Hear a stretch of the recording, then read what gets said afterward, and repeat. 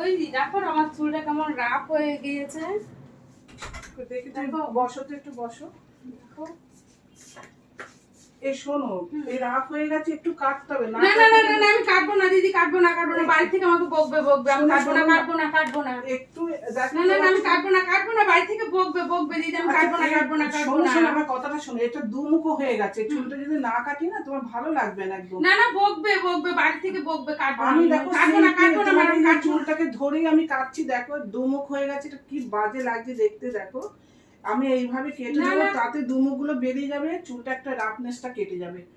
কেমন আসবে না কাটলে। দেখো চুল এবড়ো খেবড়ো বড় সড়ো সব রয়েছে। দেখো আমি কাটিংটা দেবো, তোমার চুলটা আমি বুঝতে পেরেছি কি অবস্থা, রাফ হয়ে গেছে একদম একদম। দেখো কাটিং না করলে চুলে সেট আসে না, চুল বাড়ে না, চুলটা দুমুখো হয়ে গেছে।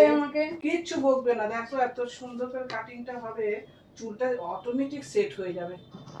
পুরো দুমুখো হয়ে গেছে চুলটাকে। দেখো দেখো একদম সুন্দর হয়ে যাবে। দেখি দেখো দেখো। থ্যাংক ইউ বলার জন্য।